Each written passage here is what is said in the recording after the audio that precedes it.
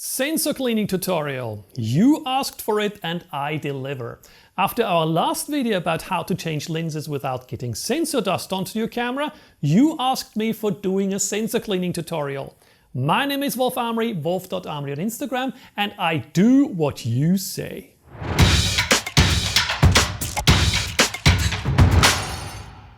First of all, let me tell you how to find out that you have dust on your sensor. One way is of course checking your images.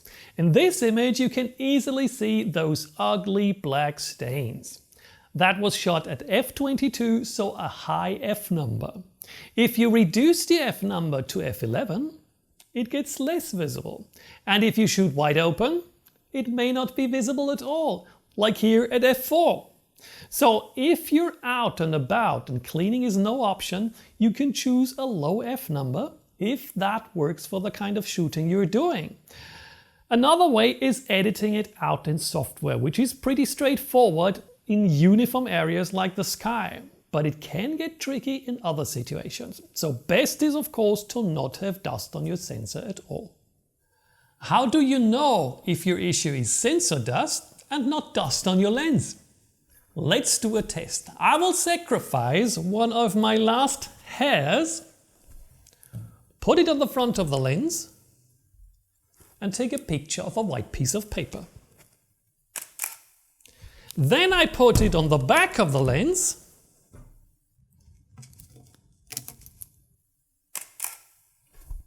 and now I drop it directly onto the sensor. I'm using an older camera, by the way, so don't get a heart attack. Can you see the difference? I bet you can. Sensor dust is much sharper than dust on the lens. The hair on the lens is visible. On the back on the lens it's hardly visible. If the hair was somewhere in the lens, it would be somewhere in between those images. Why do I tell you that? Many people think they have dust in the lens that is causing issues. That dust would be tiny compared to this hair, so you would not realize that at all unless you're shooting against the light, because then it might create lens flare. I once wanted to have my lens cleaned from Canon service because I had tiny dust particles in it. They recommended not to do it because it won't really affect the image. Another option to check for sensor dust would of course be to just change your lenses. If the stain stays at the same spot, it is sensor dust. If it's suddenly gone, it is dust on your lens. And another solution would be to directly check if the sensor needs cleaning with a flashlight. There are also sensor loops available, but for me a bright flashlight works just as well. Sometimes even better. Unless you are long-sighted, but then you probably have glasses anyway. First step, on a DSLR we need to make sure to flip the mirror up so that it doesn't block the sensor and we get a free view of the camera sensor. On this older Canon I need to go into the menu, choose sensor cleaning and then clean manually. Check the manual of your camera. I recommend downloading a PDF because you can then use Adobe Acrobat's search function. Okay, the sensor is now fully uncovered and using our flashlight, I am able to see sensor spots. Now that we know that, it's time to show you my exact procedure of sensor cleaning. First, I take an image to see if there is sensor dust and where it is on the sensor. Search for a white wall or a door or anything that is uniform and rather bright.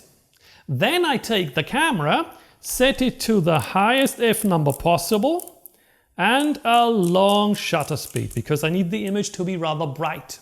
Bright but not really white. That will reveal the sensor dust on the image best. Then I press the shutter button and move the camera up and down and rotate it for the time the shutter is open.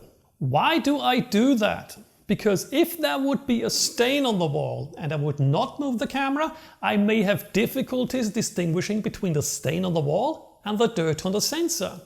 Moving the camera will blur that stain and the sensor dust will stand out much better. Then I check the image on the computer and I see we have a bit of dust. The biggest one here and a few smaller ones. To avoid having to clean the complete sensor all the time, you need to locate the dust particles on the sensor. That might sound super easy, but the tricky thing is the image that our lenses project onto the sensor is upside down due to physics. I am pretty sure you don't remember that from school, right? But let me prove that to you. I'm out here in the wild and I hold this lens in front of a piece of paper. As you can see, the scene is upside down. But it is not flipped horizontally, only upside down. So if you have dust on the bottom right of the test image, I need to search for it at the top right of the camera sensor. And what a surprise, there it is. Now that we know where the sensor dust is, we need to get rid of it. In the years, I have used all kinds of sensor cleaning solutions. The very expensive visible dust sensor brush that rotates and electrostatically charges itself, which is said to kind of suck up the dust. That works okay, but I have introduced other issues in time, like some kind of oil or something that had to be somewhere in the housing and was then smeared onto the sensor. That's why I threw it away and only have the box left. I also use these sensor swaps for wet cleaning and of course this rocket blower that airport security pretty much disliked in the beginnings, and I always had to get it out at check-in. The blower, by the way, would always be my first choice, because if you can get rid of the sensor dust with a blower, that's the easiest solution. But if the dust is a happy camper and likes to stay for another few days or weeks, you need this tool. You can get them from Eyelead or Pentax. I will link you to both in the description. What's the secret behind this tool? That gel works similar to the gels you may know from cleaning your keyboard. It is sticky and the sensor dust will adhere to the gel. So all you need to do is gently, and please do it gently, press the gel stick onto the sensor. You don't have to be afraid to destroy your camera, but you also don't have to push as hard as you can, as I've seen on some other YouTube videos. Just gently make sure the surface of the gel lays flat on the camera sensor and remove it again. Did you see the wobbling sensor? That's not a good idea. For mirrorless cameras with built-in image stabilizers, you first need to lock the sensor. Check your camera manual for instructions. In most cases, one single touch will already get rid of the dust. If not, just repeat a few times until it's gone. But again, don't push and pull like crazy. That is not needed, even though your camera might take it. Particularly with mirrorless cameras that have an image stabilizer, I like to be gentle. On a side note, I have heard that somebody with a Sony camera had issues with the eyelid, leaving some residue behind, which he then had to clean with wet cleaners. I didn't have any issues, not even with the blue gel version, but there is a red version, particularly for Sony, that is not always available. If you want to be on the safe side, maybe get the Pentax. Okay, the first sensor dust particle is gone. You can now do the same with the other dust particles. Or just clean the complete sensor if you wish.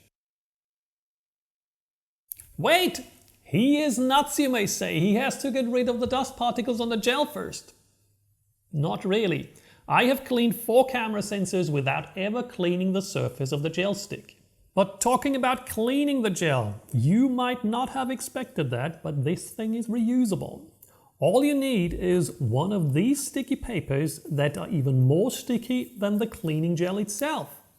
I will remove the cover of the paper and then I just push the gel onto the cleaning paper. This time I can push hard and the dust will be relocated to its new home, the paper. There are quite a few papers in the pack. I usually use them more than once. What you see here is the dirt of 4 Sony sensors. Once I'm finished, I put the cover back onto the sticky part. But it doesn't stop there. You can even use the gel stick to remove dirt on your lens. I don't use it on the outside of the lens because a little warm breath, kitchen paper, and the blower does the trick. but I don't want dust on the inner side of the lens because it will end up on the sensor sooner or later. I use one of the sticks for the sensor and the other one for the lenses.